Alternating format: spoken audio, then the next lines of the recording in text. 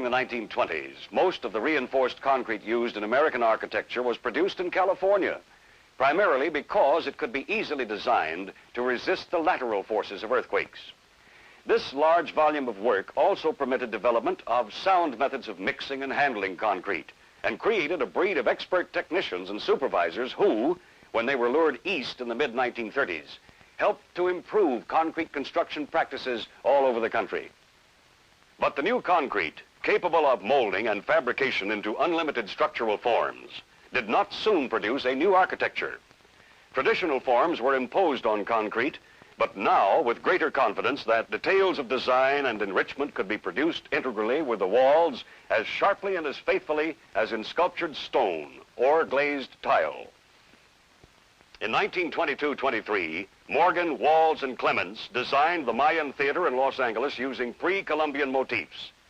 Large panels of deeply incised detail were formed against molds of wood blocks and plaster, rough textured to simulate the stone blocks hand-carved by Indian builders hundreds of years ago. During the same years in Nashville, Tennessee, architect Russell E. Hart made the plans for an exact duplicate of the Greek Parthenon in reinforced concrete. Every detail of structure and decoration, including double rows of massive fluted columns and the complicated sculpture of the pediment, was molded in concrete. What this project lacked in originality, it fully made up in scholarship and ingenuity. Its successful execution may have reinforced the idea, however, that concrete was mainly a willing substitute material.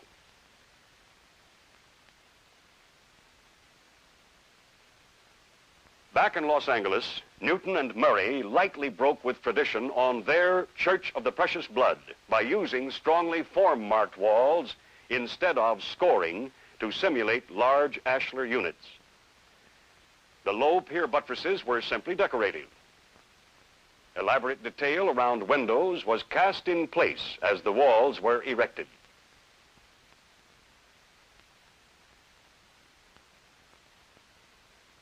Ralph Adams Cram, authority on Gothic and consulting architect on Grace Cathedral, San Francisco, pointed out the differences between 20th century concrete Gothic and traditional stone construction. Both standing and flying buttresses were eliminated from the high nave walls because they weren't necessary. The walls were textured by bush hammering, and the tracery around openings, on finials, and in rose windows was molded in a few weeks instead of carved laboriously over several years by stonecutters. The widespread California school rebuilding program, which followed the Long Beach earthquake in 1933, gave scores of architects an opportunity to experiment with the so-called international style of architecture, then creating wide interest in America for the first time. The following school buildings reflect the rapid transition from massive form and overpowering enrichment to severe lines and minimum decoration. Union High School, Huntington Beach, by Allison and Allison, was one of the last monumental schools. The great arches of intricate and beautifully executed molded detail would soon seem entirely inappropriate for a school building.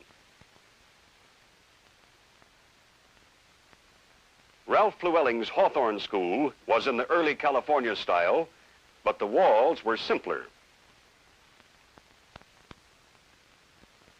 Details were limited to prominent features such as the bell tower.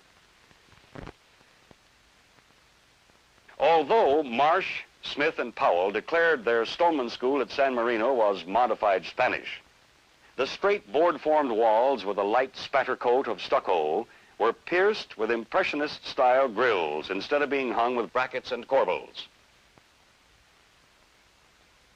Venice High School by Austin and Ashley replaced 3 quake-damaged brick buildings with a 2-story flat-roofed mass without cornice or overhang.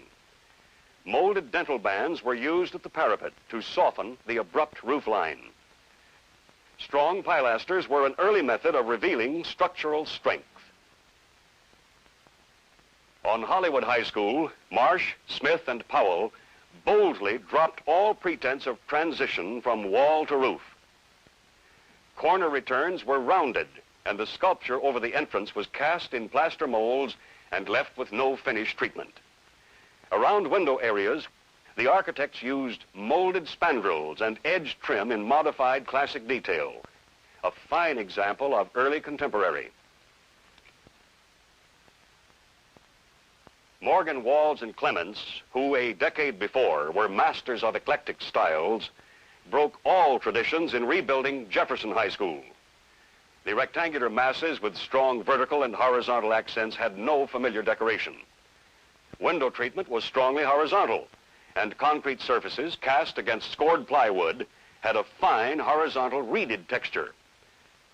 At the time, many thought this style cold and forbidding. Some even called it refrigerator modern. The reinforced concrete Bauhaus at Dessau, Germany, home base of the great design revolution of the 1920s and early 30s, directly influenced the architecture of hundreds of other buildings all over the world. National Broadcasting Company's Hollywood studios bear a remarkable resemblance in the grouping of the buildings, wall surfaces, and even the sign. The Austin Company designed and built the block of studios to requirements of NBC engineers. The brave new design revolution in the United States encouraged some architects to mold concrete in novel forms. William Mooser cast this structure, now a marine museum and aquatic park, San Francisco, in the shape of a ship with open decks and a deck house.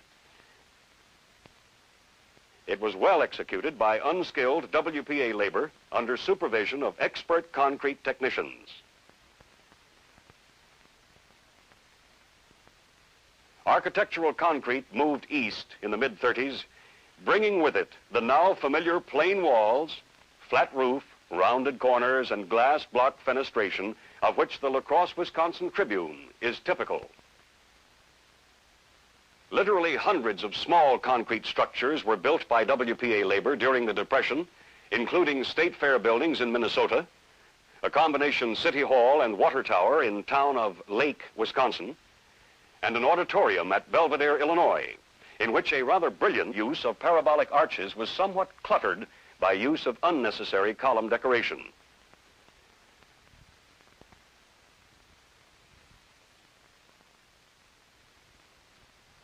New shapes for concrete were remarkably foretold during this period by several bold designs.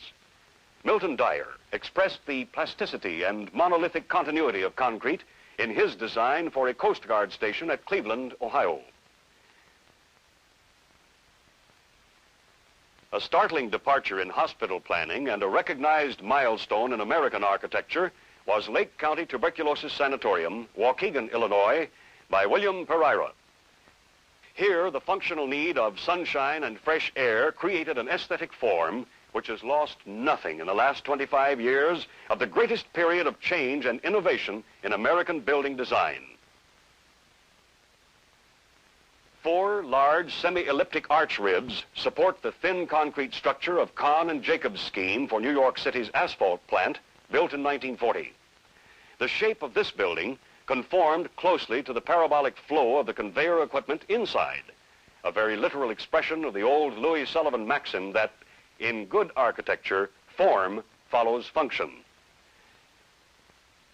During the early 1940s, the famous Zeiss Daiwadog short barrels of thin-shell concrete came into use, first in such public structures as the sports arena at Hershey, Pennsylvania, the Hippodrome at the Minnesota State Fair, and later in military and civilian airport hangars. The Greek Revival style, splendidly executed for new state office buildings in Montgomery, Alabama by WPA labor, was balanced off in 1940 by the very original designs of Frank Lloyd Wright for new structures at Florida Southern University, built largely by student labor.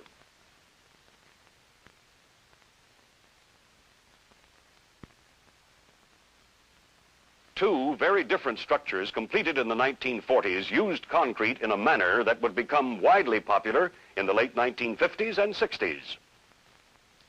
The Naval Medical Center at Bethesda, Maryland, 20 stories high, was enclosed with 400,000 square feet of precast concrete panels in 500 different shapes. Paul Cray was consulting architect for the Navy designers. Baha'i House of Worship, Wilmette, Illinois, was probably the most ambitious architectural concrete undertaking of its time, 1919 to 1947. It is a 9-sided concrete frame enclosed by an envelope of intricate molded tracery, whose details include symbols of nearly every known religion. Architect Louis Bourgeois, who studied the form and details of the temple by means of a large and minutely faithful clay model, had envisioned a dome of sculptured stone, but the cost of that would have been impossible.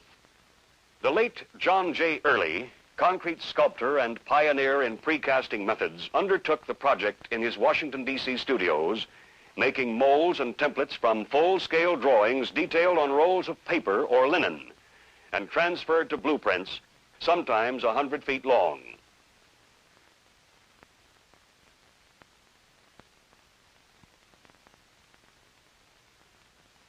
The scores of oddly shaped precast units, all white concrete made with white cement and quartz aggregates, are used inside as well as out. The structure defies classification as architecture, but it is an outstanding example of the use of concrete in grills, screens, and sculptured surfaces that would be widely used in the new architecture of the 1950s and 60s.